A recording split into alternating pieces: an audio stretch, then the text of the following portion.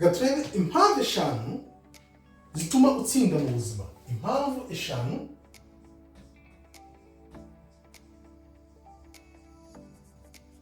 zo gutsinda. Impamvu ya mbere, kwihangana.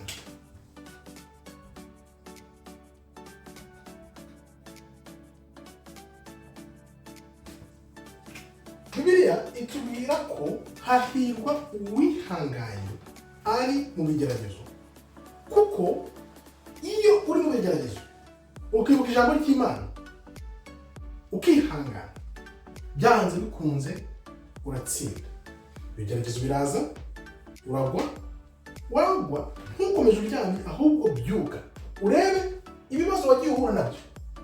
Igira ku bibazo, reba ibibazo ubyigireho, kuko uko byaje bigahita niko bizakomeza bigahita. Komeza wihangane ugeze ku munota wanyu, kubera ko 99% by'abantu bacika intege bageze kuri 99% bari hafi yo gutsinda. Umuntu akubwira akaguca intege, ntubishoboye, ntibishoboka, nawe kandi wari hafi kugerayo, ugahita urekeyo, ugaterayo bikanga, ukavuga uti naragerageje, ibi ngibi umbwira narabigerageje biranga, ntako ntagize. Kuko yes, warabigerageje, uri hafi kugerayo, none ugiye kugerayo, kwa kwihangana ijambo ry'Imana rikubwira urakubuze, urarekuye. Iyo urekuye rero nabyo birakurekura, nuko utsindwa. Ihangane rero, ukomeze wihangane, ugumemo wihangane igihe kirekire gikwiye gihagije, urebe ko utazatsinda. Niryo banga, nta rindi banga abantu bakoresha. Ukomeza ukihangana kugeza utsinze icyo kigeragezo.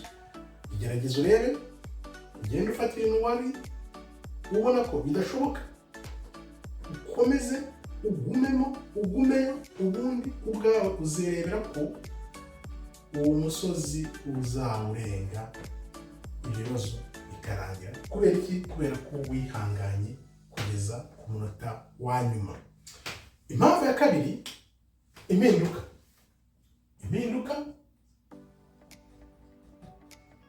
zibaho.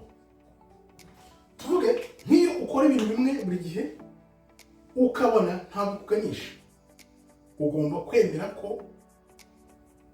ibintu bishobora guhinduka. Noneho bya bintu byakomezaga bikugose ukabyiyamura, ukavuga uti reka noneho mpindure strategy. Ijambo ry'Imana ritubwira ko byanze bikunze, iyo uri mu mwuga ufite ijambo ry'Imana, none ibyo ugiye gukora ukibuka rya jambo ry'Imana cyo bikubwira ko ugomba guhinduka, ariko ntuwisi nk'abisi, ubwo ntabwo n'uwisi, ahubwo naho rya jambo rikakuyobora. Nimba rikubwira ngo ihangane, ukihangana, hindura ugahinduka. Noneho ibyo byose ukavuga uti yaza kuba ari Kristo yari kubigenza ati, iyo aba Kristo yari kubigenza ati, iyo aba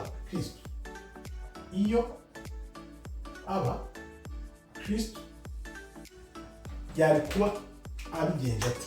Noneho ibyo bituma ujya mu ijambo ugashakisha, noneho ukubona uko izo mpinduka zije zidahungabanya, ahubwo zikagufasha kurekura bya bindi warunambyeho. Ni ukuvuga ngo za mbaraga uhabwa n'ijambo zigufasha gukomera.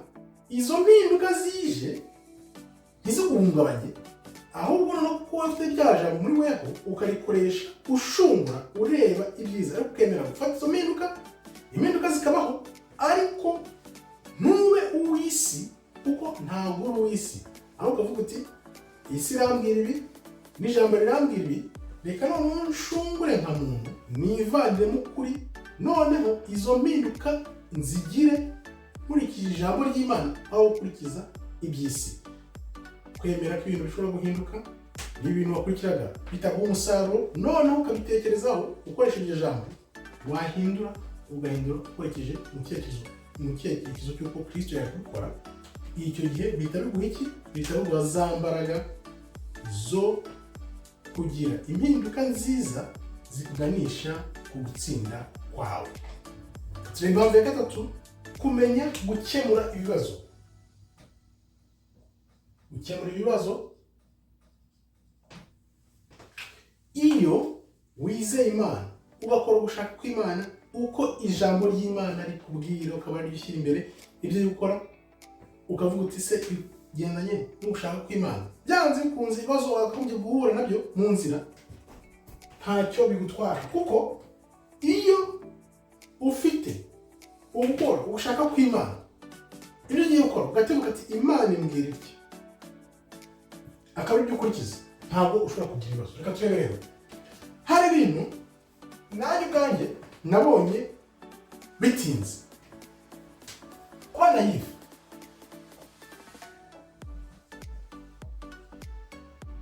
Ukumva ko isi nta kibi kirimo, niko nanjye kera nabyumvaga, ariko iyo umaze kumenya ko isi nta mpuhwe, noneho ukamenya ko ibibazo byose wagirira mu isi, ukavuga uti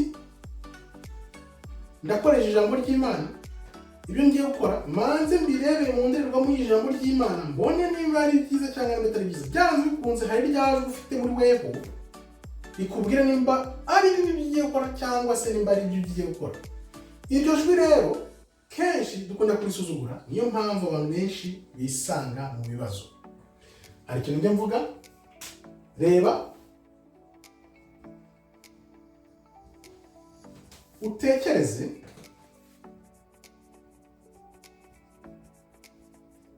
noneho ubone gukora icyo ugiye gukora, ubone gukora. Ni ukuvuga ngo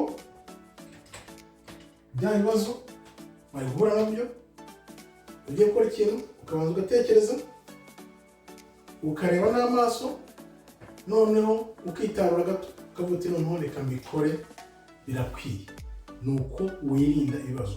Kenshi twinaga mu bibazo kuko tudatekereza cyangwa tubanze turebe, tuhita duhutiraho twihuta, cyangwa se amarangamutima akatujyana muri ibyo bintu tukisanga mu bibazo. Gukemura ibibazo rero nta kundi ni ugushyira Imana imbere, ugatekereza uko ugushaka kw'Imana kumeze, akaba ari gukurikiza, ugatekereza ukareba, ubundi ugakora, byanze bikunze nuko wirinda ibibazo. Impamvu ya kane rero ugomba gutsinda ni ukubera iki? Kwigirira icyizere. Igirire icyizere, kuko n'ijambo ry'Imana ubwaryo riratubwira ngo niwigirira icyizere ukihangana ukomeza ukizera, byanze bikunze uzabona ingororano n'ibihembo byo kwigirira icyizere.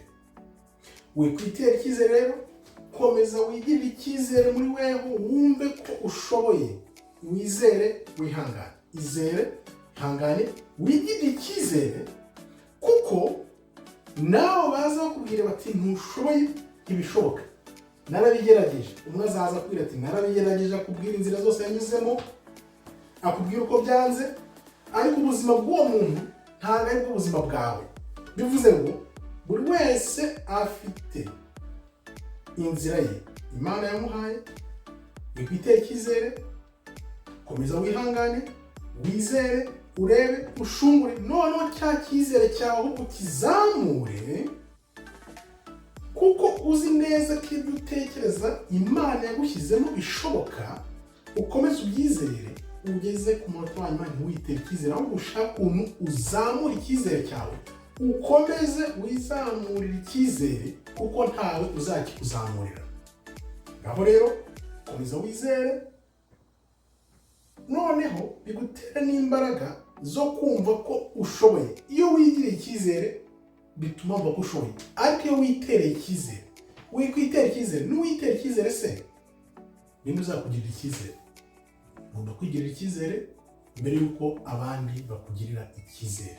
Niweho rero byose biba bishingiyeho ko niba unatsinzwe utsindwa kubera ko ubwawe ntabwo ari kubw'abandi, kubera ko bya bitekerezo bibi bakubwira ukabifata ukabyinjiza muri weho, nibyo bituma witera icyizere. Wituma ibyo bitekerezo bibi bikwinjiramo mbere na mbere, yigizeyo ukomeze ufate ibitekerezo byawe bizima byiza bishingiye ku ijambo ry'Imana no kwihangana, noneho wongera kwakwigira icyizere, nuko uzatsinda ugashobora mu gihe runaka. Bifate wiyigihe ugende kuri icyo gihe, wihangane kugeza wimuye wa musozi wawe. Tukivuga rero kwigira icyizere, kugira ngo ubone isezerano ariyo ngororano y'ukwihangana kwawe, ugomba gukomeza kwigirira icyizere kugeza ibyo bintu bisoje. Niba utekereje ibintu ukumva ko bishoboka, birashoboka, komeza wumve ko bishoboka, none wizere kugeza ugeze kuri iryo sezerano ryo gusoza ibyo bintu wabonye, kandi nawe wumva ko bishoboka, ahubwo noneho ukomeze ubikore, ushyiremo imbaraga, wizere, noneho utegereze kugera bisoje. Impamvu ya gatanu ugomba gutsinda ni iyihe? Kwiga. Ugomba gukomeza wiga, kuko ubuzima ni ishuri. Ubuzima ni ishuri.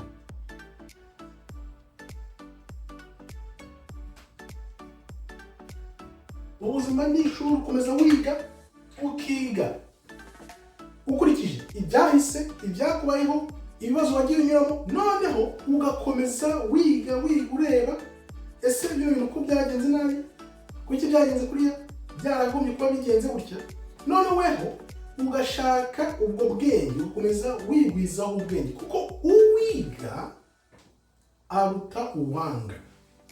Ni ukuvuga ngo iyo ubonye ibintu bikubayeho ntubitereraho, bikakubera isomo. Twese dufite amasomo y'ubuzima twagiye tunyuramo, kubera kutamenya ukijugunya mu bintu bikakugira ingaruka mbi, cyane akenshi bikunda kugira ingaruka mbi.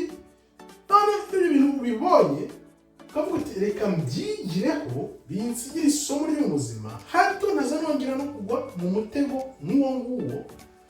Iyo ukomeje wiga, wemeye kwiga, ukavuga uti okay, hano nemeye ko ikosa ryabaye, ijambo ry'Imana rimbwira ko nkurikije inzira z'Imana zingorore, noneho zikujyane mu nzira nziza. Kubera iki? Kubera ko ukomeza kugenda urushaho kwiga. Iri jambo ry'Imana rifite ubwenge bwinshi bwakwigisha uko wirinda ibyo bibazo byose, noneho ugatsinda, kubera ko wigira mu ijambo ry'uwaremye isi n'ibintu byose. Nuko rero uko utsinda impamvu eshanu zikwa gutsinda ibigeragezo uhura nabyo, ugomba kugira kwihangana, ukemera impinduka zibaho, ukamenya uko witwara muri izo mpinduka zibaye, ibibazo ugiye uhura nabyo ukamenya uko ubisubiza nuko ubisohokamo, ugakomeza kwigirira icyizere, kuko nta wundi muntu uzakugira icyizere niba utigiriye icyizere. Nyuma rero ukiga n'amasomo y'ubuzima mu bigeragezo wagiye uhura nabyo, ugakora no gutsinda, ukagira ubuzima buboneye bufite gahunda, atari ukubaho gusa ukurikira iyo ibintu bigiye. Ugomba kugira impamvu n'intego, ugashyiramo kwihangana, ugashyiramo gukunda Imana no kwizera Imana, ukabona uko Imana ikwifuriza kuba ubuzima bwiza muri ino si, aho kubaho nk'ab'isi. Murakoze rero, Imana ikomeze ibarinde. Shalom, shalom, shalom.